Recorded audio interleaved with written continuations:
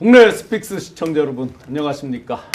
사상 초유, 사상 최초 이런 말들이 매일매일 이어지고 있습니다. 사상 최초로 구속영장이 청구되는 총리 한덕수 총리에 이어서 오늘은 동시에 법무부 장관과 검찰총장에 대해서 압수수색을 하고 있습니다. 긴박하게 돌아가는 오늘의 뉴스들 긴급 편성 함께 하겠습니다. 김성환 평론가님 나오셨습니다. 안녕하세요. 네. 매일매일 정신없으시죠? 그러게 팩트를 따라가기도 쉽지 않고요. 그렇죠. 더군다나 이런 상황에서 한일 한미 정상회담이 있는 네. 상황이기도 하니까 뭐 여러 뉴스들을 열심히 좀 찾아보고 또 고민도 하고 그래야 될 것 같습니다. 사실은 좀 아쉬움도 있어요. 뭐냐면 지금은 사실은 대통령 외교 때 사실 스포트라이트를 많이 받잖아요. 그렇죠. 근데 이제 특검도 멈출 수는 없으니까, 쉴 수는 없으니까. 네. 양쪽 뉴스가 막 올라오니까 좀 희석되는 느낌이 아쉽긴 합니다. 근데 아마 하이라이트는 한미 정상회담이 될 수밖에 없는데요. 내일 잡혔다고 하잖아요, 시간이. 네네. 근데 잡혔다는 얘기는 어찌됐든 간에 지금 뭐 협상이 뭐 난항을 겪는다고 하는데 어느 정도 틀이 잡혔다는 얘기가 될 수 있잖아요. 물론 이재명 대통령하고 만나는 자리에서 줄 쭉쭉 끊고 뭐 또 이상한 글씨 쓸까 봐 좀 걱정이 되긴 하는데 근데 그런 나라들이 있었죠, 실제로. 일본도 그렇고 예. 그렇잖아요. 막 예. 4천억 달러 그러면 쭉 줄 긋고 6천억 달러 막 이렇게 하는 사람이라 아직은 좀 봐야 되긴 하겠는데 근데 이재명 대통령이 좀 믿었으면 좋겠어요. 네. 굉장히 유연하고 그동안의 정치 경험도 굉장히 많고 행정 경험도 있기 때문에 뭐 비행기 그 전용기 안에서도 기자간담회 열었을 때 발언하는 거 보면은 기싸움에서 밀리지 않을 거라고 좀 믿어요. 그래서 네. 결과를 좀 지켜보면 어떨까 싶습니다. 좋습니다. 윤재관 대변인 네. 지난주 한 주 못 빼서 아쉬웠습니다. 네, 아유 2주 만에 오니까 예. 한 주 빠지는 게 이렇게 크게 느껴질 줄은 몰랐습니다. 아니 세상이 달라진 것 같지 않으세요? 네, 그렇습니다. 그 사이에도 엄청난 뉴스가 나오고 사실은 네. 그 2주 사이에 조국 대표님도 이제 예. 나오시고. 예, 네. 그보다 더 국가적으로 중요한 일은 사실은 말씀하셨던 한미 정상회담이죠. 네. 한미 정상회담은 협상이 지금 난항이 겪고 있다라는 보도를 보면서 저는 안도했습니다. 어허. 왜냐하면 정말 정부가 협상을 잘하고 있구나. 예. 완전히 그 미국의 그 사실은 좀 폭력적인 그런 협상 전략에 말리지 않고 우리의 국익을 지키기 위해서 최선의 노력을 다하고 있구나 라고 하는 것을 느낄 수 있어서 저는 안도했고요. 그 협상의 난항이라고 하는 것은 그만큼 국익이 지켜지고 국익도 향상된다 이렇게 보시는 게 더 바른 해석법이 아닌가 싶고요. 한미 정상회담과 이 특검이 양 날개로 국민 주권 정부를 잘 하늘로 비상시킬 쌍끌이로 될 것이라고 확신합니다. 오늘 정말 그 의미 있는 압수수색도 있었지 않습니까? 심우정 그리고 박성재에 대한 압수수색이 있었고 그것보다 저에게는 더 의미 있는 거는 법무부하고 대검을 압수수색을 했다는 겁니다. 영원한 검찰 공화국을 꿈꾼 자들의 본산지 법무부와 대검을 압수수색했다는 것은 검찰 공화국이 진짜로 끝나고 있다라고 하는 것 그리고 국민이 그들을 철퇴시킨 국민이 승리했다는 것 이것을 상징적으로 보여준 사건이어서 오늘 오기 전에 아주 기분 좋은 마음으로 여기 다시 왔습니다. 좋습니다. 열정이 넘쳐서 항상 부채가 필요한 우리 안진걸 소장님. 부채가 무려 3개입니다. 부채. 내란 정산, 사회대개혁, 촛불 집회는 매주 토요일 계속되고 있습니다. 잊지 말자 이채양명주.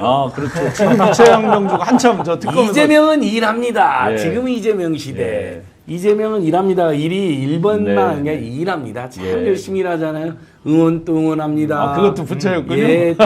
덮고 이 3개를 갖고 다니면서 때로는 2개로 같이 하기도 하고 이렇게 하면서 방금 전에 또 안진걸 TV 생방을 마치고 바로 달려온 사실 오늘 새벽에는 새벽 5시에 서울의 소리 출연했는데 서울의 백운종 대표님 진짜 저희 모두가 기억하고 칭찬해야 됩니다.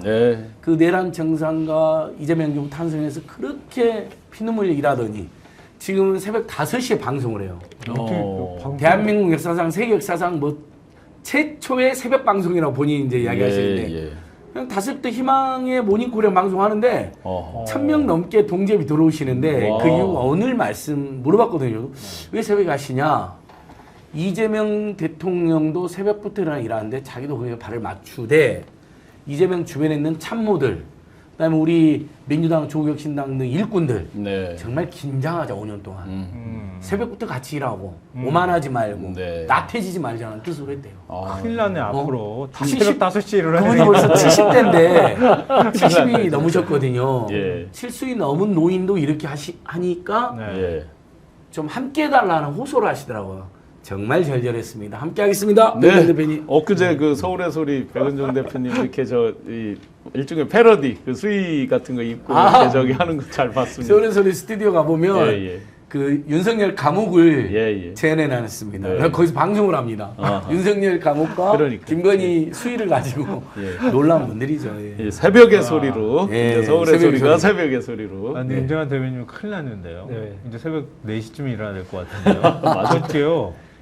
예? 이미 대변인님 그렇게 하시고 저 옛날에 5년 내내 그렇게 살았거든요. 그러니까 저를 조금 빼주시면 안 될까요? 좀 시험시험 하시고.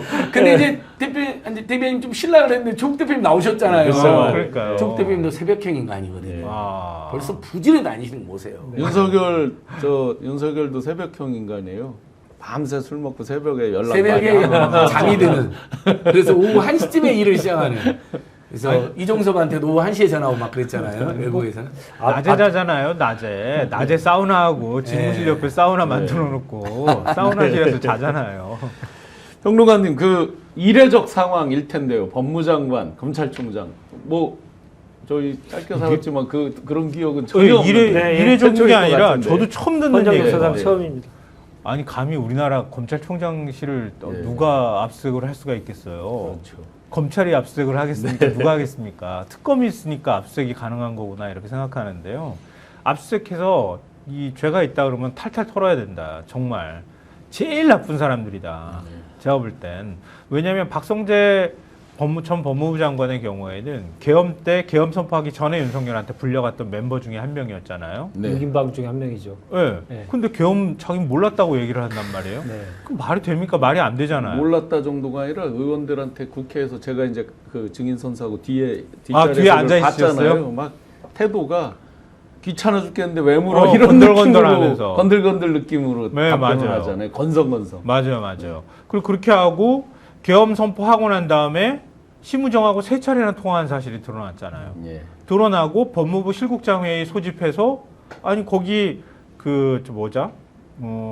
계엄 선포 후에 특별수사본부, 합동수사본부. 네. 네, 그렇죠. 예.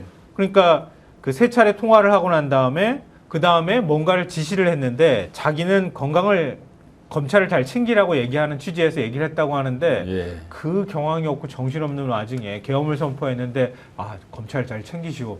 이렇게 3차례나 통화했다고요? 이것도 말이 안 되는 거지. 예. 그리고 난 다음에 이건 방첩사 요원들이 나중에 진술을 한 거지만 계엄 선포에 선관위에 검찰과 국정원이 갈 거니까 잘 챙기라 이런 지시 받았다고 하잖아요. 네. 박성재도 뭔가 지금 드러나지 않아서 그렇지 뒷주머니든 안주머니든 어디 속주머니든 간에 계엄 문건 하나 받았을 거라고 저는 생각해요. 네. 네.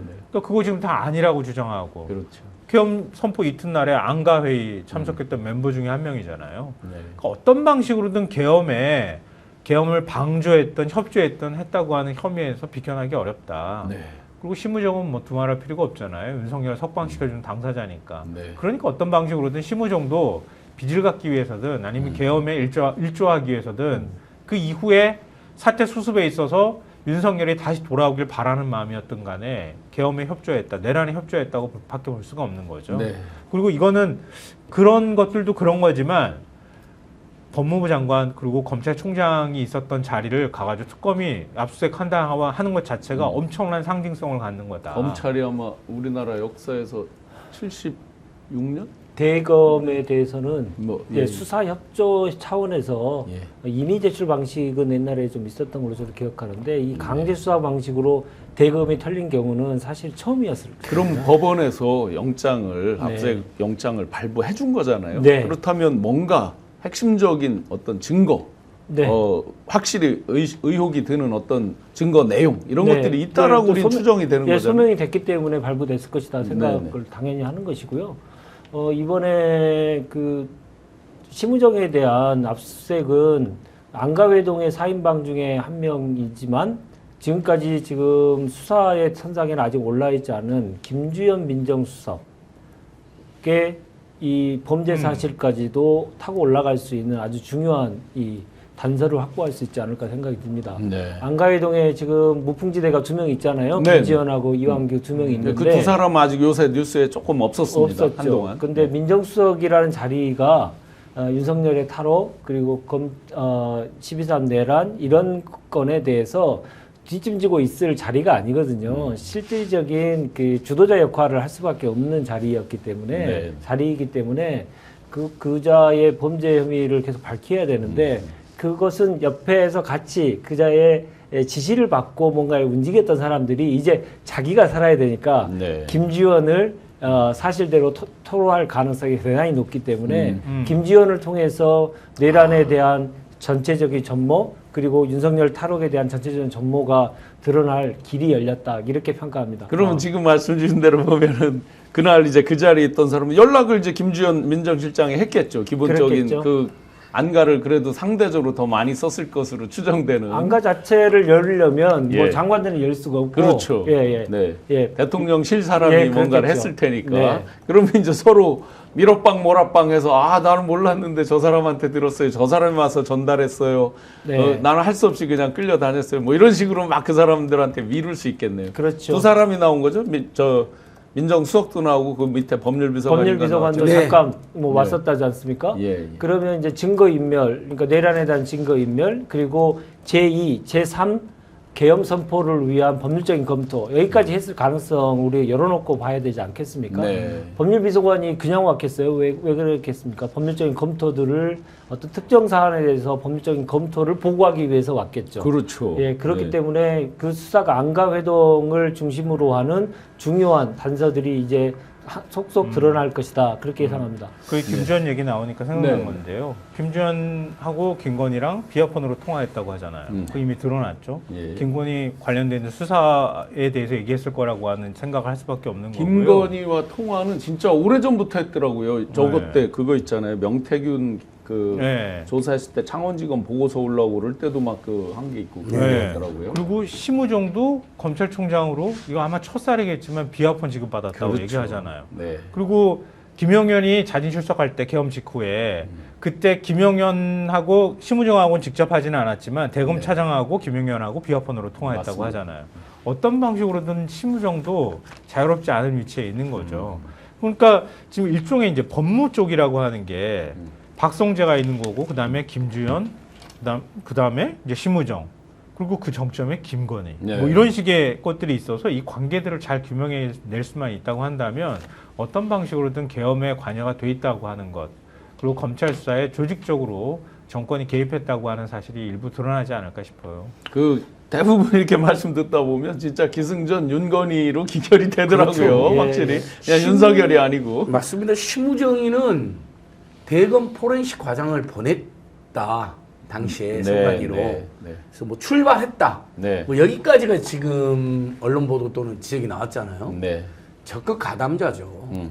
비록 검찰 업무의 성격상 경찰이나 군대처럼 동원할 일은 없었지만 네.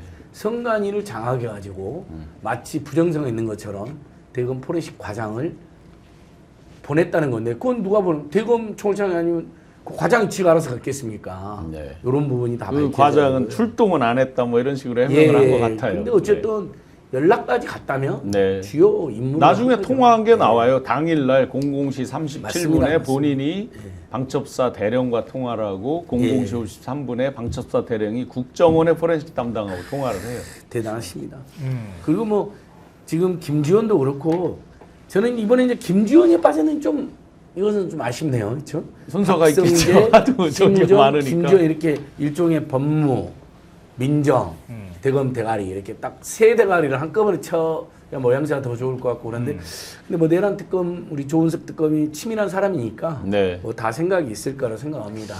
우리 5,000분 넘게 함께 해주고 계신데요. 좋아요 숫자는 좀 적습니다. 저 들어와서 댓글 달아주시는 분 숫자 대비해서 지금 좋아요 숫자는 좀 적은데 많이 좀 저 좋아요도 눌러주시고 구독도 해주시면 감사드리겠습니다.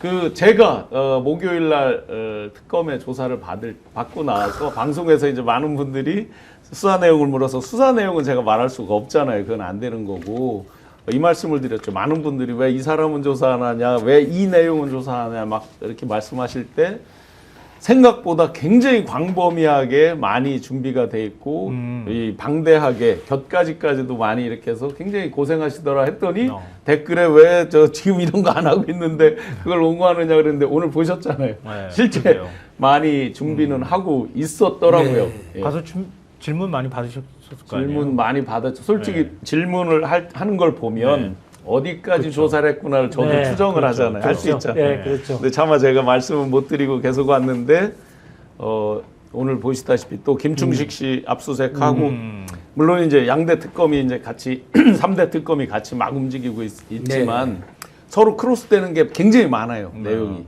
그렇죠. 그래서 막 나중에는 보면 이렇게 접점으로 모여져야 될 것 같아요. 분명한 건 굉장히 많이 노력을 하더라. 특검이 사실 김건희 종합특검 아닙니까? 이게 사실상 모든 그렇죠. 게 김건희랑 연관돼 있고 윤석열이 오히려 하수인이죠. 예.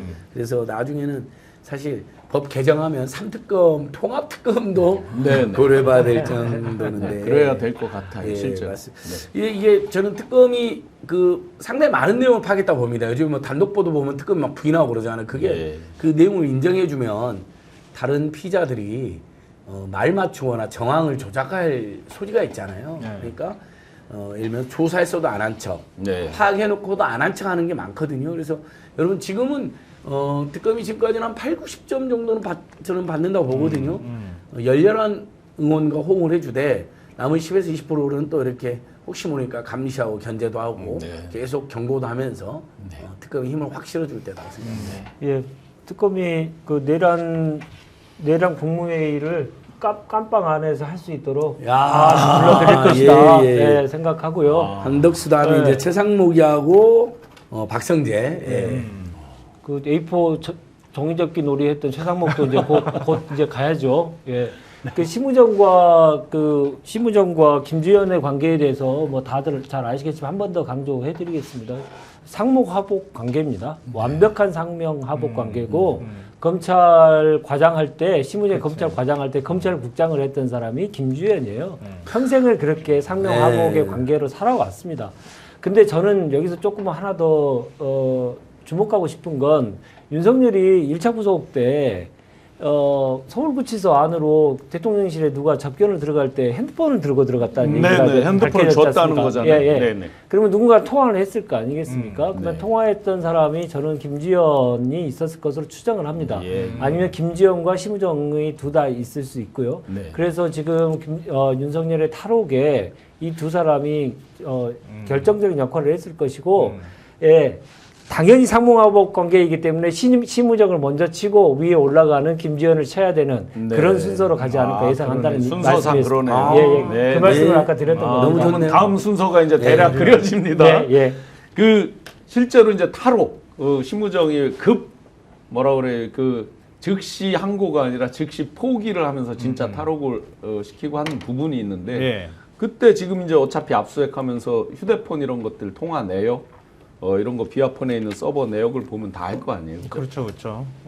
대략 윤곽을 다 드러낼 거라고 생각하고요.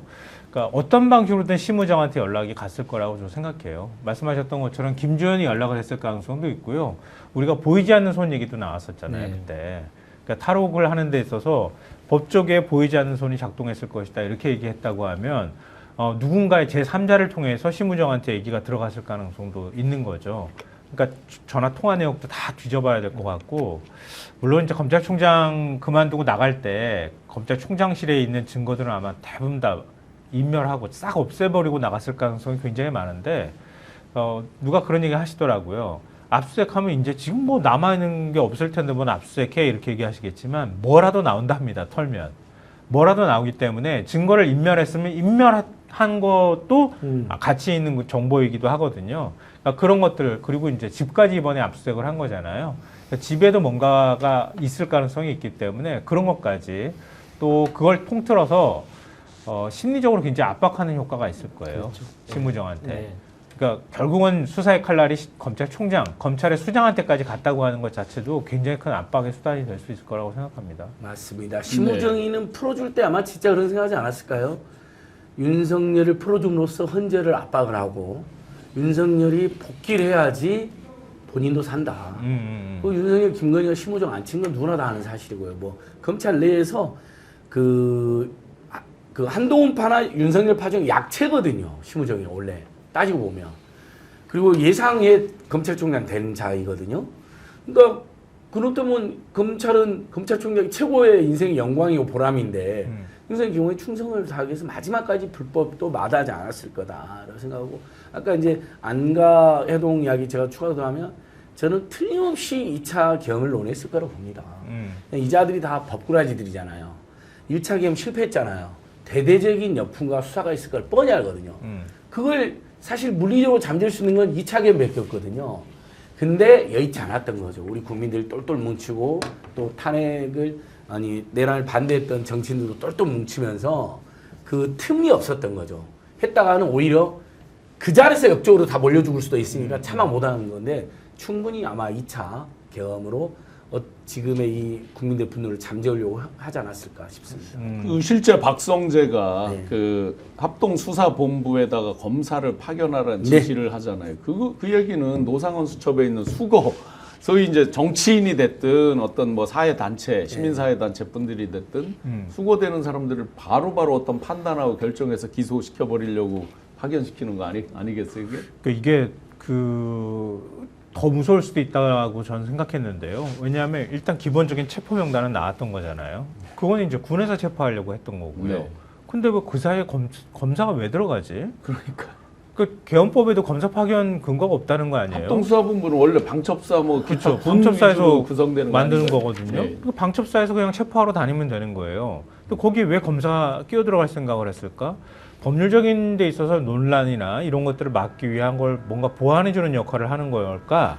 아니면 좀 더 우리 사회에 광범위한 체포가 필요하다고 판단했을 가능성도 있다고 봐요. 네. 그러니까 지금은 일부 정치인이나 이런 사람들만 일단 잡아들여서 계엄 선포가 가능하도록 만들어 놓고 그리고 난 다음에 저항하는 국민들이 있을 거 아니에요. 그런 건 합수부에서 다 잡아들이기 굉장히 어려울 거예요. 그러니까 잡아들인다 하더라도 그 나름대로의 합법성을 갖추는 꼴이 필요하다는 거예요.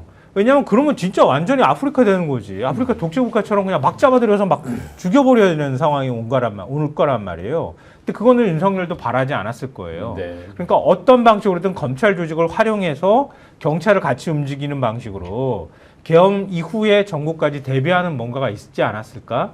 그러니까 제가 볼 때 박성재도 뭐 하나 어느 쪽에서 받았을까 가능성이 네. 매우 높다. 쪽지 받았다고 그리고 하면 최근에 나오는 박성재도 받았을 거라고 네, 봐요. 네. 2차 계엄까지도 준비하는 정황들이 이제 많이 나오는 걸 보면 그 사이에 뭔가를 정리할 사람들을 싹 정리를 해놓고 그 뒤에 또 하려는 그런 게 있었겠죠. 많이 배운 사람들이 사악해질 때 얼마나 무서워지는지를 보여주는 거잖아요. 네. 그러니까 계엄하고 난 다음에 계엄의 불법성 논란이 될 것 같으니까 뭐 예를 들어서 안가 회의를 통해서 계엄의 합법성을 보완해주는 방법을 고민했든 그 이후에 또 다른 계엄이 있다고 하면은 그 계엄은 어떤 방식으로 해야 될지를 법률적으로 조언해주는 역할을 하려고 했든 그리고 제가 말씀드렸던 것처럼 검찰 조직을 전체로 움직일 가능성까지도 생각했다고 한다면 그러면 우리 사회 전체를 계엄 상황에서 어떻게 사회를 통제할 것인지까지 고민하려고 했다. 그리고 심우정은 즉시항고를 포기하는 일종의 합법을 가장한 사회 반영을 꾀한 거잖아요. 그런데 나중에 가서 처벌하려고 그러면 아마 처벌을 못할 가능성도 저는 있어 보여요. 즉시항고 포기는 할 수도 있지. 그걸 어떻게 불법이라고 할 수 있겠어? 이렇게 주장한다는 거예요. 그러니까 많이 배운 것들이 더 사악해지는 거예요. 내란 우두머리 그냥 풀어주고 구속시켜줘. 그렇게 힘들게 구속해줬는데도 불구하고 그걸 석방시켜주는데 일조했는데 그거는 나의 합법적인 권한에 따른 것이야라고 주장할 만큼의 뭔가 명분을 만들어 놓고 풀어준다는 거예요. 이런 사람들 나중에 처벌하기 진짜 어렵거든요. 그러니까 그 외에 그것 말고 뭔가 혐의가 있는 것들을 철저하게 찾아내서 나중에 합법을 가장해서 법의 망을 빠져나가려고 하는 것들을 막아야 된다. 그걸 특검이 해줘야 된다고 생각해요. 네. 특히 검찰총장이 통상적인 업무를 가지고 민정수사국하고 왜 비하폰으로 통화합니까? 네, 그것부터가 사실은 그들의 업무 수행이 자기의 그 능력 밖의 일을 그러니까 자기네 해야 될 일에 권한 밖에 밖의 보면 일을. 권한 밖의 일을 하기 위해서 모의하고 협잡했다는 증거, 기본적인 간접 증거 아니겠습니까? 네, 그런 내용들이 나올 것이라고 생각하고요. 한 가지 더 저 좀 지나갔으니까 좀 말씀드리는데 심우정과 김주현은 거의 동일한 시기에 임명이 됐어요. 네. 그러니까 그동안 윤석열 정부에서는 민정수석이 없었다가 네. 2024년 9월에 민정수석을 갑자기 부활합니다. 그러면서 취임한 게 심우정 검찰총장이에요. 그러니까 두 사람은 하나의 세트입니다. 그래서 옛날에 검찰에 있을 때부터 세트로 활동했던 사람들을 세트로 이제 검찰총장과 민정수석으로 임명해가지고 그 당시에 있었던 명태균 게이트가 처음으로 밝혀지는 상황에 대비하고 그 이후의 정국 상황까지 대비하기 위한 검찰공화국의 전면적인 모습을 둘이 기획했을 가능성이 매우 크다. 기존에는 이제 민정수석을 두지 않고 총리실에 이제 민정실장이 있고 그 민정실장 밑에 이제 그 각각 권력기관들 있잖아요. 네. 경찰, 뭐 국세청, 뭐 이런데 다 이제 범 통칭해서 이제 권력기관들이죠. 네. 그런 데를 파견받아서 그들이 이제 옛날 흑역사도 있죠. 사직동 팀 뭐 이런 네. 지금이야 이제 그렇게 민간인에 대해서 하진 않겠지만 그렇게 기능을 하다 안 되겠다 하니까 민정수석실을 부활시켰죠. 네, 만들었죠. 그러니까 민정수석실 부활이 내란을 획책하기 위한 가장 전초 단계였다라고 네. 하는 것을 저는 강하게 느끼고요. 많은 분들이 느낄 것 같습니다. 그래서 다시 한번 네. 이 김주현이 갖고 있는 역할 그것을 분명하게 밝혀내는 것 그게 내란의 전모를 밝히는 아주 중요한 첩경이 될 것이다. 저는 그렇게 생각합니다. 네, 지금 6,500분 뜨겁게 댓글 감사합니다. 여기 이 자리에 안 계신 분에 대한 댓글이 많이 있네요. 주진우 기자님을 제가 매불쇼에서 왜 실드 쳤는가, 김승정님. 어느 대목을 말씀하시는지 잘 모르겠습니다. 저는 최근에 아시다시피 제 방송 바쁘고 특검 조사받고 바쁩니다. 제가 기자분들을 잘 모릅니다. 사적 대화도 거의 하지 않습니다. 어떤 걸 말씀하시는지. 하여튼 그분에 대한 댓글이 굉장히 많은데 아마 본인이 이제 어떤 얘기를 해야 되겠죠. 그런데 분명한 건 그 상대들이 이제 또 갈라치기 하는 목적도 있고 뭐 여러 가지가 있겠죠. 그런 부분에 대해서 우리끼리 너무 우리끼리 심하게 싸우거나 하여튼 내용을 알지 못하는 상태에서 할 필요는 없다고 일단은 생각은 들고요. 그에 대해서는 아마 본인이 뭐 어떤 말씀이 있겠죠. 그러니까 이게 좀 실망스러운 일이 발생하면 저희들한테 오셔가지고 입장을 묻거나 또는 어디서 약간의 우호적인 발언이 있으면 이제 혼나기도 하는데 여러분 뭐 실망스러운 부분이 있으면 또 그 부분만큼 딱 지적을 하시고 그렇죠. 그렇지만 그분이 또 살아온 전체적인 걸 봐서 우리 진보와 개혁의 충돌에 기여한 게 있으면 또 공정한 평가도 해주시면서 그렇게 말씀하시면 이제 실드 쳤다고 하는 거예요. 아니 저는 그 주진우 기자만 말한 게 아니라 우리가 뭔 이슈가 생기면 실망하실 수 있잖아요. 그럼요. 이제 지적하시는데 당연히 지적과 비판은 우리 애청자들과 주권자들의 권리시고 많이 해주시되 다만 이제 전체적인 팩트 체크와 또 전체적인 인생, 전체 활동까지 보면서 이렇게 딱 정교하게 딱 그만큼만 정치검찰은 맨날 조작하고 나쁜 일 했는데 저희도 그렇게 비슷하게 해서는 안 되잖아요. 맞습니다. 저는 항상 있는 그대로 잘못이 있으면 그 정도만 딱 지적하시면 될 것 같습니다. 맞습니다. 한덕수 이제 27일 날 영장 실질 심사 들어갑니다. 구속되겠습니까? 어떻습니까? 전 구속될 거라고 봅니다. 네, 안 되면 이상한 거죠. 됩니다. 네. 자기가 계엄에 방조를 했든 아니면 협조를 했든 그 혐의 때문에 결국 대한민국을 자기를 중심으로 해서 그 경영을 한 거잖아요. 그러니까 많은 분들이 아셨다시피 권한대행이 갑자기 난데없이 헌법재판관 임명 안 하겠다고 하면서 얼마나 큰 혼란이 발생했습니까? 그걸 버티다가 나중에 헌재 결정으로 다시 복귀하고 나니까 대선 출마 준비를 하지를 않나. 진짜 황당한 사람인 거예요. 준비 정도가 아니라 뭐 탈취하려고 그런 거죠. 후보 자리를. 그렇죠. 남의 자리, 사실상 남의 자리를. 새벽에 아주 나쁜 놈이에요. 10,000원 내고. 아주 못된 놈이에요. 진짜로요. 그것만 봐도. 아니, 국밥을 사 먹어도 요새 막 비싼 데는 10,000원이 훨씬 넘는데 10,000원 내고 그 대선 자리. 12,000원에요. 대권 자리를. 15,000원에서. 우리가 왜 내란이 대한민국에서 한 개인이 저지를 수 있는 가장 무거운 혐의라고 생각하겠습니까? 자기 혼자 범죄 저지르면 피해자 몇 명이면 끝나는 것들도 많아요. 저도 사기당해 본 적이 있거든요.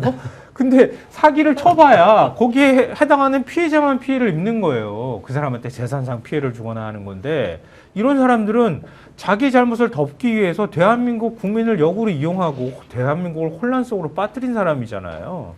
이런 사람들 어떻게 가만히 내버려 둡니까? 좀 있을 수 없는 일이라고 생각하고요. 그러니까 뭐 좀 그 안 좋게 표현하자면 이런 거예요. 자기 노욕을 견디질 못해서 저지른 일을 가지고 그걸 다시 더 큰 노역으로 덮기 위해서 한 굉장히 나쁜 사람이다. 이 사람은 어떤 방식으로든 저는 처벌해야 된다고 생각하고요. 뭐 이건 총론적인 거니까 계엄 방조혐의라는 거잖아요. 네.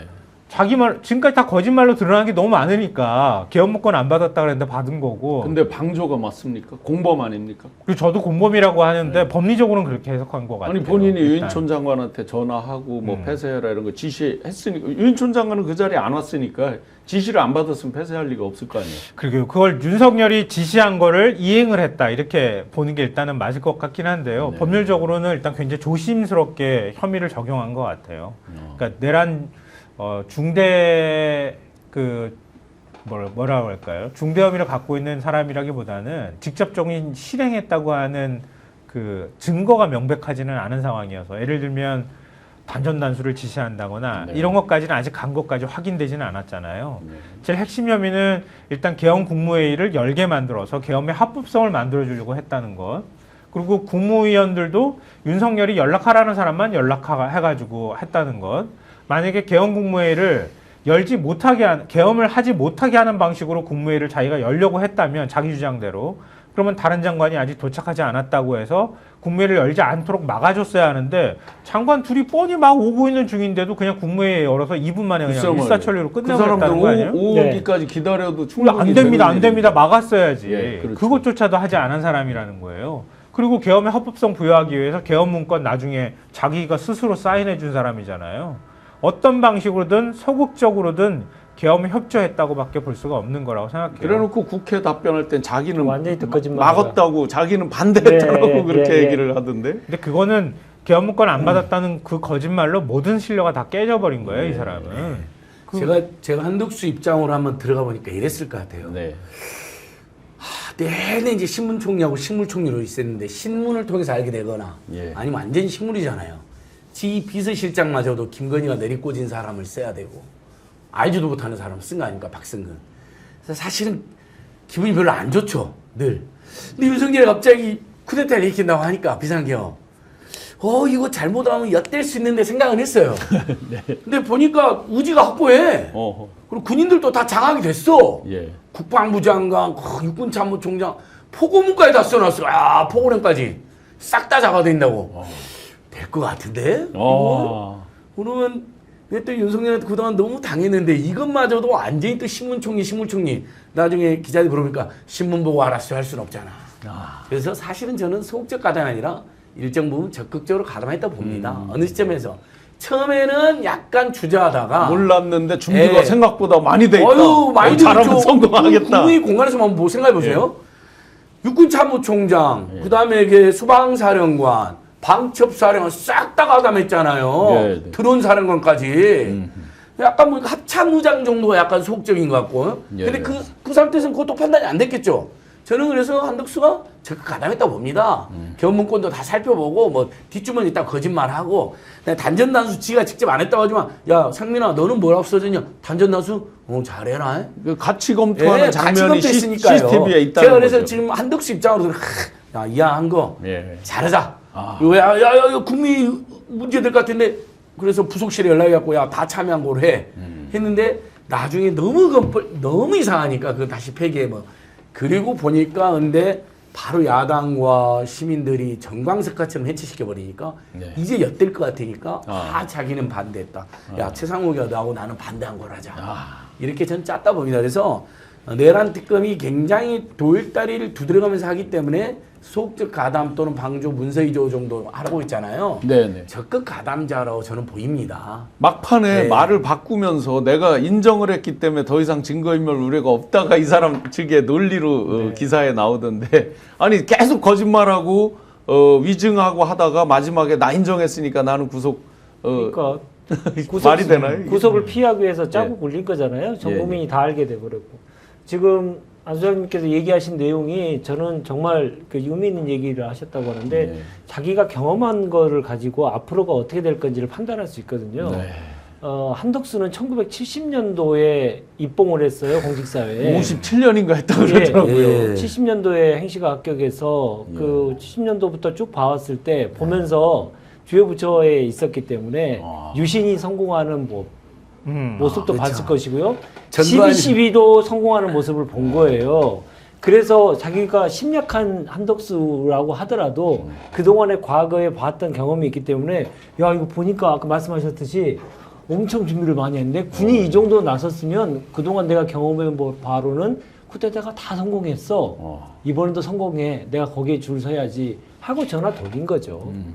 그러니까 네. 한덕수의 인생을 쭉 보면 꼭 그리고 우리의 한국 현대사를 같이 보면 한덕수가 왜 그런 행동을 했을지 그러니까 이해가 저는 된다고 생각하고요. 그리고 그것을 판단함과 동시에 주요 임무 종사자로서 적극적으로 가담했을 가능성이 매우 크다 저는 그렇게 봅니다. 네. 그렇죠. 그리고 한덕수는 그 다음에 이제 실패할 때 이놈이 진짜 교활한 놈이 야 이제 무조건 부인하고 윤석열을 버려야 된다. 최상면은 같이 또 짜고 우린 반단고로 짜고 그렇게 한 다음에 진짜 그렇게 갔잖아요 처음에는요. 네. 거기서 역심을 다시 품는 거죠. 야 한동훈이랑 손잡으면 내가 그동안 신문총리 심지어 최규하보다 못한 사람 취급받았는데 참에 정권 잡을 수 있겠는데? 예를 들면 임시 내각에서 권한 행사하는 거 그건 한동훈이랑 처음에 시도를 했었죠. 밤에 그렇죠. 둘이서 예. 뭐 발표했죠. 그러니까 예. 근데 여의치 않았어요. 예. 그 다음에 야 여차하면 내가 윤석열 김건희한테도 내가 그동안 꼼짝 못했는데 이것들이야말로 말도 안 되는 자들인데 예. 내가 대통령 못할 이유가 어디 있어? 여기까지 간 거죠. 그래서 그 내재적으로 접근하는 거 완전히 저는 이해가 된다니까요. 어느 시점에서 부인하다가 뭐 내가 이제 해버리지 뭐 상황이 다 내 말을 믿어주네? 내가 반대한 걸 다 믿어주고 국민의힘에 지도력도 없고 김문수 아이고 애게 내 밑에서 노동부 장관 놈인 그래서 나와버리기로 한 거예요. 그래서 뺏어보려고 그런 거예요. 자기 덮고 싶은 죄상이 크면 클수록 더 큰 것으로 그렇죠. 막고 싶었겠죠. 그래서 한덕수는 진짜 그동안 인생 자체가 얼마나 비열하고 개주지였습니까. 노무현 대통령을 죽게 한 자들과 네. 협잡한 것부터가 네. DJ와 노무현이 그동안 그렇게 자기를 키워줬는데 그들을 부인하고 예수를 부인한 배신한 자들처럼. 네. 그래서 요번에 그 비열의 마지막 끝판왕 그렇죠. 그 모습을 보여주는 것 같아요. 그러니까 막 각종 만평의 그 패러디가 뭐 장난 아니게 예. 나오더라고요. 뭐 서로 뭐 사랑해야 됩니다. 저도 같이 깜빵 갑니다. 뭐 수도 없이 이제 나오더라고요. 여러분 저도 감옥 갑니다. 그럼 아니, 근데 이분이 이제 무슨 저 대형 로펌에 있었잖아요. 김현정이 있어. 또 그런 또 무슨 좀 법률적으로는 어떤 그렇게 도움을 아마. 받고 또 뭐 이렇게 예. 또 기름장어라고 이제 별명이 있듯이 또 빠져나가는 거 아닌가 싶어서. 그렇죠. 지금까지 그 내란혐의 가담자들이 전부 증거인멸 우려로 구속영장이 발부가 됐잖아요. 네. 그러니까 증거인멸 우려가 없다고 하는 걸 얘기하고 싶어서 마지막에 그렇죠. 마지못해서 인정해버린 거잖아요. 예, 인정했다 네. 이렇게 볼 수 있잖아요. 예. 그런데 그동안에 저지른 죄상 자체가 그걸로 다 덮여질 거라고 생각하지는 않고요. 네. 그리고 그것도 사실은 특검에서 밝힐 때 인정했다고 보기도 애매하게 얘기했다는 식으로 얘기를 하잖아요. 그러니까 지금 와서 그걸 없는 일로 만들려고 하는 것 자체가 굉장히 더덥다 이런 생각이 들고요. 네. 아까 그 말씀하실 때 굉장히 중요한 포인트가 될 만한 걸 얘기하셨는데요. 저 국민의힘이 왜 이렇게 극화돼 있거나 또 국민의힘이 윤석열을 왜 이렇게 보호하려고 할까? 단순히 보호 본능 때문일까? 이런 생각을 저는 계속 끊임없이 했어요. 중요한 포인트. 왜 영남에서는 계엄에 대해서 이렇게 관대하게 생각하고 있을까? 이런 생각을 하면요. 박정희 전두환 뿌리 때문이라고 저는 생각해요. 자기들은 뭐 상관이 없다, 피해보지 않는다, 뭐 이런 그런 거예요? 그렇죠. 오히려 우린 그때 더 좋았다고 생각하잖아요. 그리고 시도 때도 뻑하면은 얘기 나올 때 전두환이가 경제는 잘했어부터 시작해가지고 네. 이런 식의 인식이 지역사회에 굉장히 만연한 거예요. 네. 그러니까 그 시절에도 우린 잘 먹고 잘 살았어. 우린 대한민국이 무너지지 않았잖아. 이걸 그냥 학습받듯이 계속 얘기를 하는 거예요. 이번 계엄도 그렇다고 대한민국이 사라지는 것도 아니잖아. 반국가 세력만 없어지면 우리 더 잘 사는 나라가 될 수 있잖아.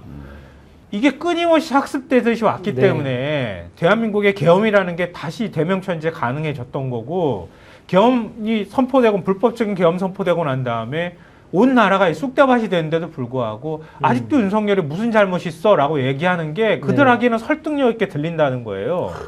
그러니까 지금 한덕수라는 사람도 똑같아요. 제가 볼 때는. 네. 아까 말씀하셨던 것처럼 70년대부터 다 공무원 생활하면서 군사독재 시절을 다 관통하고 올라왔어. 나 승진도 다 잘했고. 그리고 이런 사람들이 속마음하고 겉에 있는 얘기는 또 다르잖아요. 나는 그래도 뭐 노무현 정부 시절에도 뭐 했고 뭐 무슨 정부 시절에도 했어. 했더니 이런 사람들이 볼 때 그런 사람들하고 같이 일해봐야 다 똑같더라. 뭐 이런 식의 생각들이 좀 머릿속에 자리 잡고 있었다고 봐요. 이번에 계엄 선포하고 난 다음에 또 윤석열이 계엄해서 아까 안 소장님 얘기하신 것처럼 계엄이 물이 다 쏟아져 버리고 엎어져 버렸는데 이걸 어떻게 하면은 내가 뭐 적극적으로는 안 덮더라도 나 이런 방식으로도 뭔가 할 수 있잖아? 그럼 자기 정치 생명이나 자기 자리를 계속 유지할 수 있다고 하는 그런 아주 약삭 빠르거나 빠른 판단들이 저는 작용했을 거다. 그러니까 이걸 어떻게 잘 구성해서 이 사람의 혐의를 입증할지는 좀 더 봐야 되겠지만 근본적으로 이런 문제들 때문에 지금 대한민국이 이렇게 큰 갈등들을 아직도 겪고 있다는 생각이 들어서 화가 나기도 하고. 네, 그렇습니다. 진짜 화가 납니다. 이렇게 이제 그 한덕수까지 갔고 그 다음 순서 기다린 최상목도 있고 왔는데 또 탈곡기 털리듯이 탈탈탈 털리고 있는 김건희 패밀리. 그런데 탈탈탈 털어도 계속 뭐가 나오고 있습니다. 최은순 보니까 양평 거 새로 이제 변경안이 이렇게 국토부에 보고된 날 어떻게 내부 정보로 알고, 그러니까 네. 이들은 주가 조작도 내부 정보, 부동산도 내부 정보, 어떻게 알고 그걸 검색 기록이 지금 남아 있다는 예. 거잖아요. 그 김건희, 최은순, 김진우 일가한테요. 예. 알아서 갖다 바치고 김건희가 그랬죠. 7시간 녹취록에서 이명수 기자 내가 정권 잡으면 예. 니는 무사하지 못할 거야 하면서 권력이란 게 싹 다 알아서 긴다고 정보를 갖다 바친 자들이 있었습니다. 왜? 갖다 바쳐야 승진이 되고 특혜를 입으니까. 네. 저는 이거 갖다 바쳤다고 봅니다. 근데 그리고 압수수색이 굉장히 의미가 있는 게 오늘 뭐 박성재 실무정도 시간이 지났다 하더라도 온 요양병원에 있는 컴퓨터를 압수수색하다 이 내용을 봤다는 거거든요. 네. 그러니까 다른 사건으로 압수수색했는다고도 드러나기도 하는 거거든요. 그렇죠. 다른 범죄 혐의가. 네. 그러니까 굉장히 의미 있는 압수수색이었고 이날 양평고속도로 변경안을 처음으로 용역회사들이 보고한 날 2022년 5월 달에 네. 이때 싹 다 보니 얼마 들떴겠어요. 그동안 그냥 많아봐야 수십억 이런 비리만 저지르다가 수천억의 비리를 저지를 수 있는 이슈가 생긴 거거든요. 네. 그래서 너무 들떠서 그 병산리 일대에 있는 김건희, 최은순의 토지뿐만 아니라 그 병산리 주변에도 엄청 양평 일대가 다 토지니까 네. 이렇게 되면 얼마나 내 땅이 얼마나 되고 우리 땅이 심지어 차명까지 실명 차명 그러면 얼마나 시세 차익을 누릴까. 예. 만약에 수용이 되면 수용 차익 수용이 아니라 아예 개발 이익을 누리면 개발 이익을 그렇게 짱구를 굴렸을 거라고 생각돼요. 이게 시점을 이제 우리 시청자 여러분들이 다시 살짝 리마인드를 해주시면 이해가 편할 것 같아요. 2022년 3월 9일 날 대선이 있었고 그리고 이제 그 직후에 인수위가 꾸려지기 시작합니다. 그때 인수위 꾸려지고 한 5일 있다가 공무원이 그런 얘기를 하죠. 동해기술단이니 또 경동한테 이야기합니다. 등등 이제 업체들한테 경동 뭐뭐를 엔지니어링. 어떻게 바꿔봐라라고 하는 거죠, 그죠? 그렇게 하면 어떤 혜택을 주겠다. 실제 그들이 혜택 받은 것도 지금 나오죠. 그러면서 이제 이들이 막 그 새로 이제 소위 원안이 있었는데 이제 대안, 강 위로 가는 원안을 강 밑으로 가는 이제 대안으로 바꿔서 막 하고, 그게 이제 한두 달 작업해서 국토부에 정식으로 이제 보고한 게 5월 달 취임 바로 그 5월 10날 취임시켰으니까 바로 그 언저리에 이제 바로 보고를 하던 날 하필 최은순이 어떻게 알고 그거를 딱 검색을 했다. 그렇죠. 예, 그럼 100% 내부 정보잖아요. 그럼요. 이거 어떻게 얘기하겠? 근데 너무 황당해가지고 진짜 이거 이런 얘기를 우리가 해야 되나 이런 생각을 제가 범죄 하는데. 집단들의 예. 네. 그러니까 말씀하신 것처럼 5월 24일이었어요. 2022년 국토부가 그 서울 양평 고속도로 이 대안 노선에 대한 예비 타당성 조사 맡은 이 용역업체들이 이 착수 보고를 국토부에 다 한 날이에요. 그날 최은순이는 그 요양원을 운영했잖아요. 네. 그것도 진짜 요양원. 참 진짜 대단한 사람이다 네. 이런 생각을 하는데 요양원 그 사무실 컴퓨터에서 그 주변 땅 있잖아요. 그걸 검색을 했다고 하는 거예요. 그러니까 이 이 노선 가는데 그 주변에 어디가 이익을 볼까? 자기 땅도 있는데 이걸 검색을 하면서 찾았다는 그 거예요. 얘기는 국토부에 보고하는 그 어떤 페이퍼, 그 도로 노선을 미리 받아보고 그렇죠. 내 땅에서 얼마나 거리가 될까 막 이런 걸 쭉 봤겠네요, 그죠? 이거는 윤 대변인도 알고 계시지만 이게 네. 당연히 대통령실이나 청와대로 보고되는 거잖아요. 그렇죠. 이런 중대 사안 같은 경우에는 미리 보고받고 그리고 난 다음에 보고를 하는 행사를 딸이 갖는단 엄마한테 말이에요. 줬을 가능성이 꽤 있겠네. 딸이 그럼 받았으면은 그렇죠. 누구든 대통령실에서 행정관이 보통 행정관이 이걸 받아가지고 그 다음에 이제 수석한테 주던가 이런 방식으로 네. 갈 텐데 그 중간에 이걸 빼가지고 가져갔다는 거 아니에요? 네. 빼가지고 가져갈 때 누가 도와줬는지 모르지만 그걸 김건희가 파악해서 엄마한테 알려줬겠지. 설마 엄마가 자기가 먼저 알 수는 예, 그럴 없잖아요. 수는 없겠죠, 순서가. 그러니까 예, 말씀하십시오. 저기 여러 상황상 예. 뭐 예를 들면 국토비서관 또는 뭐 행정관 현수는 바로 연락하기는 어렵죠. 네.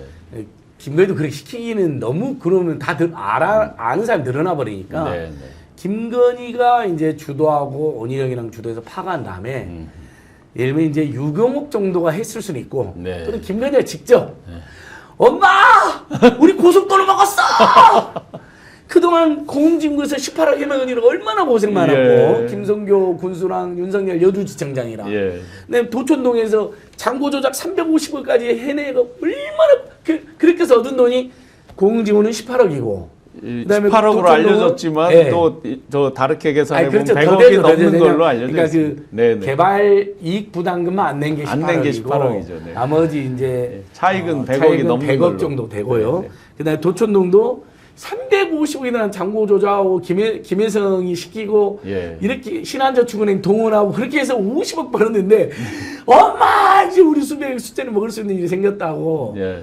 최현순한테 알려주니까 아. 요양병원 지금 대표가 김진우잖아요. 오빠랑 예, 예. 최현순이랑 둘이 신나게 길대 땅을 검색해 본 거 아닌가. 왜냐하면 또 그리고 그게 실명이니까 차명소에도 있을 테니까. 그렇죠. 차명소까지 전부 다. 그러다가 그 흔적이 남아 있는 걸 온유양병원에서 발견해냈다. 이렇게 이게 좀 너무 황당한 게 뭐냐면요. 노선이 양서면으로 간 게 강상면으로 이렇게 대한 노선이 가잖아요. 예, 예. 강상면으로 이렇게 가면 고속도로 노선이 들어가는 곳이 있을 거 아니에요. 예. 그러니까 이 사람이 땅을 갖고 있는 게 병산리 쪽이라고 하는데 네. 그 중에 20곳이 20개 땅이 있다는 거예요. 근데 그걸 일일이 다 검색을 했다는 거예요.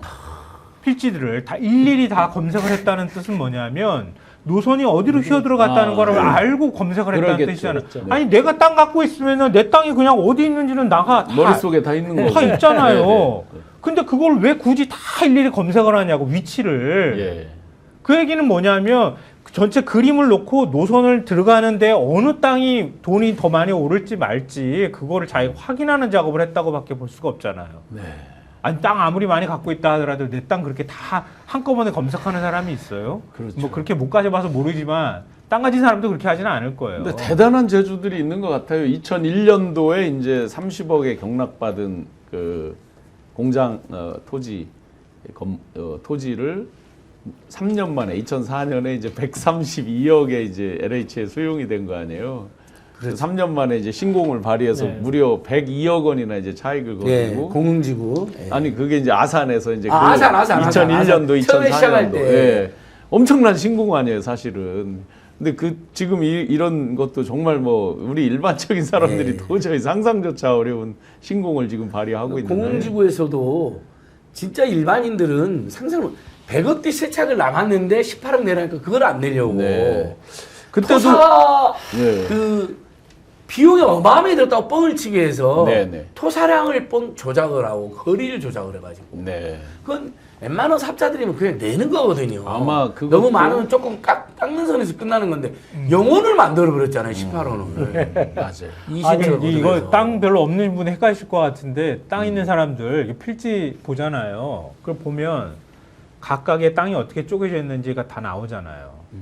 그 대장 떼보신 분들 네, 네. 아실 예, 거예요. 예. 그게 다 그림이 나오잖아요. 그걸 각 필지별로 그 그림 나오는 걸 확인했다는 거란 말이에요. 지금 이게. 네. 그러면 노선이 어디로 들어가는지를 알았다는 얘기가 될 수 있는 거예요. 근데 제가 볼 때는 이거를 문서로 받지는 않았을 거고 받았다 그러면은 누가 그 들어가는 노선 문서 이렇게 찍어가지고 예. 그걸 사진으로라도 보내줬을 가능성이 굉장히 높아요. 그렇죠. 밖에 55% 이렇게 밑으로 이렇게 내려가는 필지 거예요. 들어가는 게 이렇게 해가지고 사진 찍어서 보내주면 그걸 보고 내 땅이 어느 쪽에 여기 붙어 있는지를 확인하는 작업을 했다는 것밖에 안 돼요. 이거는 정보를 미리 받았을 가능성이 매우 높은 거죠. 당일날. 그럼요. 네. 그 보고된 날이 2022년 5월 24일이라고 하잖아요. 네. 5월 24일이면 5월 10날 정부가 출범하고 나서 보름도 안 되는 시점에 네. 아, 내가 제일 큰 권력을 잡았으니 가장 많은 돈을 벌어야 된다라는 생각으로 여러 가지 일들을 했는데 그 중에 하나가 이제 걸린 거지 않습니까? 네. 근데 이거는 그 뭐 정부 출범부터 하기 전보다 그 이전에 인수위 시절부터 원희룡이 계속 챙겼을 가능성은 저는 크다고 맞습니다. 보고요. 그 연속선상에서 원희룡이 국토부 장관으로 가는데도 이것도 하나의 원인이었지 않을까라는 네. 생각을 합니다. 네. 예. 그리고 이 청와대에서 그러니까 대통령실에서요.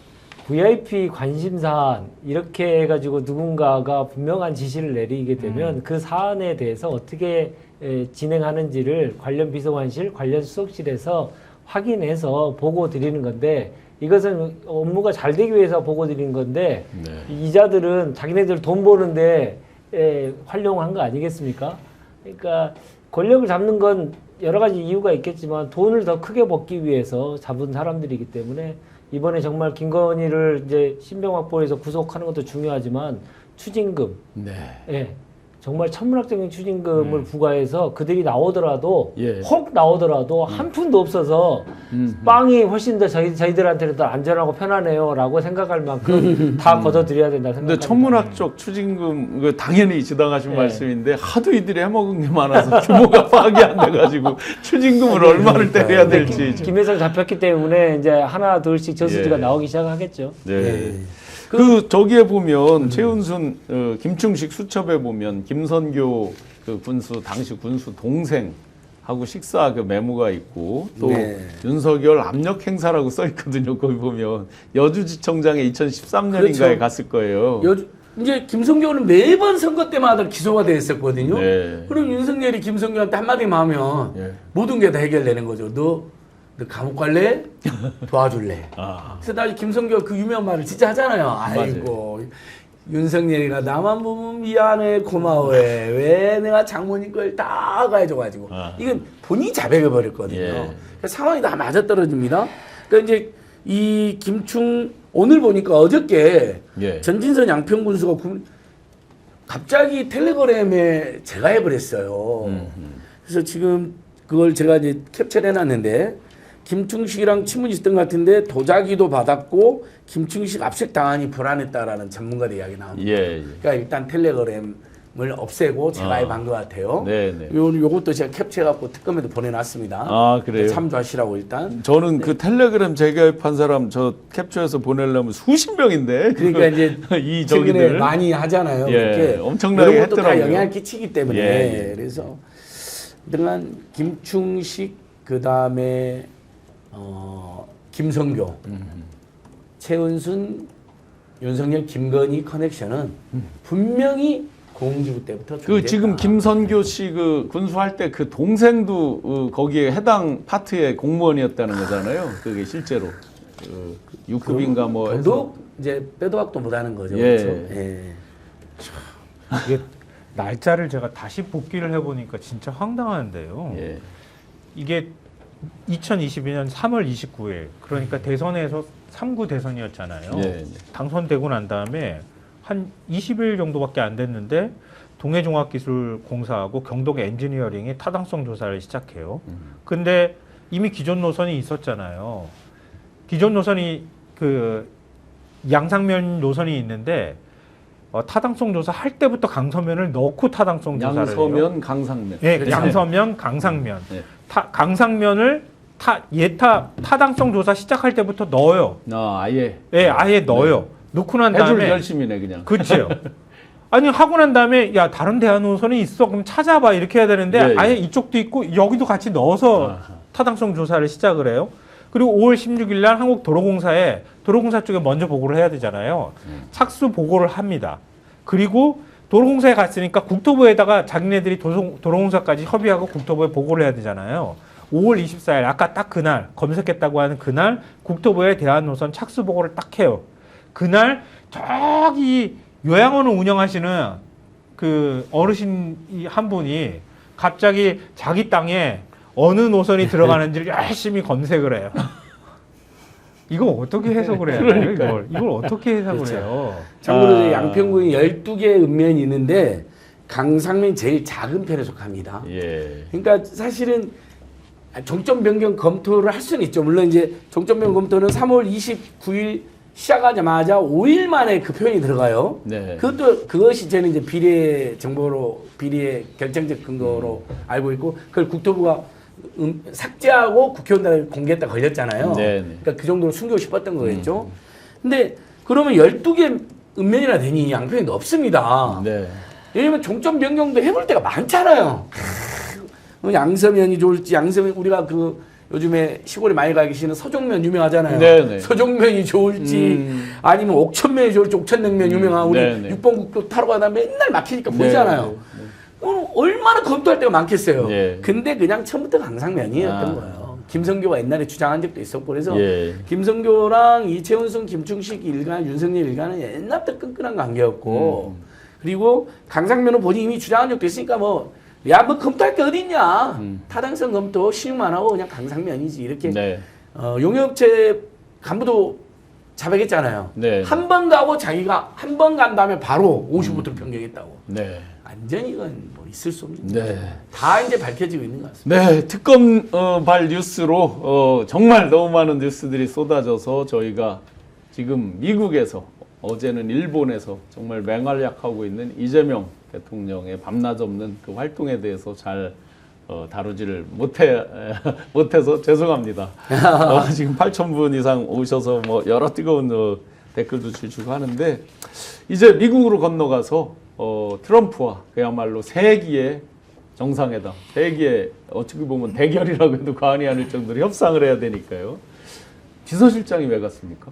보통은 대통령이 순방 가면 비서실장이 국내를 지키고 어떤 상황 관리를 하고 하잖아요. 네네. 그러니까 그것 때문에 오늘 뭐 여러 매체들이 왜 갔을까 뭐 네. 이런 보도도 하던데요. 일단 그러니까 이례적인 것만은 분명하죠. 왜냐하면 대통령이 이제 국내에 부재인 한 상태잖아요. 머무르지 않은 상태면은 보통은 3실장이라고 얘기하면 정책, 안보, 그다음에 비서실장 이렇게 얘기하는데 3명 중에 1명은 유사시 대비해서 남아 있어야 되거든요. 근데 비서실장까지 지금 날아갔다 미국으로. 뭐가 협상이 안 돼가지고 삐걱대가지고 문제가 있는 거 아니냐 이렇게 걱정하는 목소리도 있는데요. 제가 볼 땐 트럼프라고 하는 굉장히 독특한 사람 때문인 것 같아요. 네. 보통은 의제를 사전에 다 조율하잖아요. 그리고 지금 정상회담 시간까지 공개가 됐어요. 네. 날짜하고. 한국 시간 새벽 1시 반 정도 될 겁니다. 네. 근데 그렇게 시간까지 공개가 됐다고 하면 어느 정도 의제는 다 조율이 됐다고 볼 수 있거든요. 그런데도 비서실장이 날아갔다는 얘기는 그러니까 비서실장의 파트너면 백악관 비서실장, 트럼프 비서실장이 되겠죠. 예. 트럼프 비서실장의 맞상대가 될 만한 게 우리나라 당연히 비서실장밖에 없잖아요. 그러니까 트럼프 대통령하고 아주 지근거리에 있는 비서실장하고 최종적으로 이재명 대통령과 뭔가 마지막 담판을 하든 협상을 해서 최종적으로 이렇게 합의하는 과정이 필요하잖아요. 그 사이에 트럼프의 돌출 행동이나 아니면 또 다른 제안이 있거나 이런 부분들이 있는지도 최종 점검을 할 필요가 있을 것 같아요. 네. 그래서 조금 이례적인 행보를 한 거 아닐까 네. 싶어요, 저는. 이재명 대통령이 비행기에 기내에서 일종의 이제 깜놀 갑자기 이제 흔히 이제 미리 예정하지 않고 기자 간담회를 했습니다. 거기서 트럼프가 1987년에 쓴 책이더라고요. 보니까 거래의 기술. 거기에서 어느 정도 힌트를 얻는다 이렇게 해놨는데 그 사이에 거래의 기술이 많이 바뀌거나 하도 편집 플레이를 쓰니까 이 책만으로 이걸 다 맞습니다. 그때 트럼프가 지금의 트럼프 또 달라가지고 예. 뭐 어제 트럼프 오늘의 트럼프도 다른데요. 그러니까요. 말도 맨날 바뀌는데요. 아무튼 미치광이 전략을 이것은 이제 예. 그 사람은 미쳤다는 게 아닙니다. 광인 전략이라고 광인 유명한 전략이라고, 전략이죠. 유명한 네. 전략 쓰는 분에게 접근하는 거니까 뭐 해볼 수 있는 모든 걸 해봐야 되지 않겠습니까? 저는 네. 이시바를 먼저 만난 것도 그 일환 중에 하나라고 생각하고 비서실장이 가시는 것도 그 일환 중에 하나라고 생각합니다. 네. 정말 올인 또 올인한 모습을 보여준다. 이재명은 진짜 일하고 있다. 네, 이런 네. 모습 보여줬다 생각합니다. 뭐 성과도 상당히 나오지 않을까 싶습니다. 네, 저도 그렇게 기대합니다. 이렇게 입체적이고 이렇게 치밀하게 이렇게 또 총력 기울여서 대응했는데 그래도 미진한 부분이 있으면 그건 대한민국 잘못이 아니라 그건 트럼프의 미칭하기 전략상 어쩔 수 없이 생긴 일이겠죠. 우리 국민들께 충분히 이해해 주시라 믿습니다. 저는 그 비서실장이 방미한 것을 이례적이긴 하지만 좋을 수도 있다라고 생각합니다. 왜냐하면 비서실장이 간 이상 말씀하셨듯이 수지 와이스라는 트럼프가 제일 아끼고 제일 대단하다고 공개적으로 얘기할 정도의 여성 첫 백악관 비서실장이잖아요. 이 사람에게 쏠려 있는 권력의 핵심에 들어있는 분이기 때문에 어떤 선택이나 어떤 협상을 할 때 힘이 정확히 실려 있는 것이기 때문에 이제 정상회담을 하게 되면 선발 투수도 있고 중간계 투도 있고요. 마무리 투수가 이제 사실은 VIP 대통령이거든요. 대통령이 입장하기 전에 중간계 투를 누구로 할 것이냐. 근데 실권을 정확히 이제 갖고 있는 비서실장에게 맡겠다는 것은 이번에 그 합의하는 내용들이 아주 중요한 내용들을 많이 합의할 것이다라고 하고 그것이 뭐 우리나라에게는 국익에 많이 도움되는 그런 성과로 이어질 수 있다. 이렇게도 판단할 수 있다고 생각합니다. 트럼프가 자기가 믿지도 않은 사람, 별로 비중도 두지 않은 사람 만나라고 했다면 이건 정말 우리에게 큰 리스크였을 텐데 트럼프가 제일 믿는 사람을 만나라고 했기 때문에 그 좋은 결과로 이어지지 않을까 예상합니다. 이게 참 그 미국을 어떻게 봐야 될지 많은 분들이 당혹스러워하실 것 같아요. 저는 우리의 성과라고 할 수 있는 게 뭐가 있을까 이런 생각을 하게 되거든요. 잘 방어하는 게 최대 성과가 아닐까? 지금 기존에 협의해 놓은 거, 우리 저 기존에 협의해서 발표된 왜냐하면 거. 우리가 해달라고 하는 게 아니라 트럼프가 지금 해달라고 이게 나쁘게 말하면 찡찡거리는 거고, 뭐 좋게 말하면 이제 압박을 가하는 거잖아요. 그러니까 약탈해 가는 거나 다름이 없는 약탈적인 일종의 신제국주의적 행태를 보이고 있는 거란 말이에요. 미국이 이렇게 해도 되나 하는 생각을 할 정도인데 그러면 지금 이미 공개가 된 걸 보면은 농축산물 다시 더 개방해라 이렇게 얘기하는 거예요. 지난번에 뭐 소고기 30개월령 이상 뭐 또 수입해라면 이렇게 압력 넣었다고 하는 거 쌀 개방 문제 그 얘기 또 꺼낸다는 얘기 나오고 그리고 지난번에 우리가 관세 협상할 때 관세 15%로 방어하면서 3,500억 달러 투자하기로 했잖아요. 3,500억 달러 투자를 세부적으로 어떻게 투자할 건지를 우리한테 다 밝혀라. 뭐 대부분 대출이나 이런 걸로 퉁치지 마라. 뭐 그거 다 계획 갖고 오라고 얘기를 했다는 것 같고 그것뿐만 아니라 주한미군 주둔비 이거 한 2배로 올려라. 이렇게 얘기한다잖아요. 지금 이제 우리나라 국방비 2.5인데 5로 올리라고 얘기를 한다잖아요. 대한민국 국민들이 어떻게 사는지는 알고 얘기를 하는지 모르겠어요. 지금 진짜 어떻게 하는지를 알고 떠드는지 모르겠어요. 이런 식으로 하는 게 맞는지 모르겠지만 그럼 그걸 어떤 방식으로 우리가 방어해야 되는 입장이에요. 그럼 우리가 달라고 하는 게 뭘까? 그럼 달라고 할 게 우리 지금 얘기 나온 것처럼 지난번처럼 마스가 같은 걸 뭘 주거나 줘야 된다는 뜻이 되거든요. 뭐 협상 카드를 뭘 지금 트럼프한테 던질까? 이게 저는 제일 큰 관심거리고요. 또 하나는 지금 원자력 협정 다시 하자는 얘기 나오잖아요. 우리 재처리 기술 확보할 수 있도록 한다거나 농축도 20%밖에 못하는 거 더 많이 농축할 수 있게 해달라. 최소한 그래도 원자력 발전에 쓸만한 그 핵 연료병 우리가 만들 수 있어야 될 거 아닙니까? 그런 거라든가 우리가 반대급부로 받을 수 있는 게 뭐가 있을까? 전야권 이전 문제라든가 올해 임기 내에 끝내버리자고 합의를 해버리든가 그리고 우리가 방어하는 점에 있어서는 중국 발진기지 안 되게 그렇게 방어하는 거 뭐 이런 걸 거예요. 그러니까 와 엄청난 성과를 미국한테 막 선물 보따리를 싸가지고 올 거라고 생각하시지 않았으면 좋겠다. 방어만 잘해도 그것만 하고 기본. 그럼 만약에 우리가 내주는 거 있으면은 받아올 것들을 확실하게 받아오는지 요것만 좀 살펴봤으면 좋겠습니다. 이게 너무 어이가 없는 상황이 돼버려가지고요. 이제까지 그동안 잘 협상해 놓은 거 그걸 잘 지키는 것도 선물이고 거기에 뭐 플러스 알파가 있다 그러면 더 하여튼 반가운 소식이 될 것 같습니다. 2시간 1시간 넘도록 2시간 넘도록 5,000분 이상 함께 해주셔서 감사드립니다. 더 착한 보험 파트너스 최적의 보험 플랜을 제안해주는 더 착한 보험 파트너스 현재 가입된 보험이 여러분에게 맞는지 진단 서비스, 리모델링 안내부터 맞춤형 상품 제안까지 해주는 더 착한 보험 파트너스 1644-1236 010-7612-3303으로 카톡이나 문자 상담해 주시면 24시간 이내에 답을 드린다고 합니다. 현명한 보험 플랜 더 착한 보험 파트너스와 함께 하시면 좋겠습니다. 홍삼 가격에 산삼을 드시면서 이 무더운 여름 올해 굉장히 뒤에까지 지금 폭염이 이어지고 있는데 체력 관리 잘 하시면 좋겠습니다. 지리산 산양산삼 추출액 순 100% 산삼 순 100. 옛 어르신들도 여름에 한 뿌리씩 챙겨 드셨다는 그 산삼을 간편하게 한 병에 담았답니다. 7년근 산삼 뿌리 한 박스에 30뿌리씩 들어있으니까 거의 2+1, 1+1에다가 10병 더 드린다고 하니까 70병 되겠네요. 몸에 쏙쏙 에너지 18,000건에 가까운 온라인 후기 평점도 거의 만점이라고 합니다. 1+1 그리고 10병 산삼순백 70병과 함께 여름을 건강하게 마무리하시면 좋겠습니다. 검색창에 산삼순백으로 검색하시거나 1666-1080으로 건강 유지하시기 바랍니다. 우리가 대통령 해외 순방 하시면 옛날에 연도에 태극기들 거렸을 때 나가서 그것까지는 못해도 지금 일본, 미국으로 뭐 3박 6일인가요? 어떻게 네, 그렇습니다. 3박 6일. 잠도 거의 비행기에서 막 주무시고 하실 텐데 태극기를 연도에서 흔드는 심정으로 이재명 파이팅! 이재명 대통령 하면 파이팅 해주시고 또 특검 하면 파이팅! 네, 특검도 지금 열심히 그러니까 대통령은 외국에서 특검은 국내에서 네. 자 제가 이재명 대통령 하면 파이팅! 특검 하면 파이팅! 하겠습니다. 이재명 대통령 파이팅! 특검 파이팅! 고맙습니다.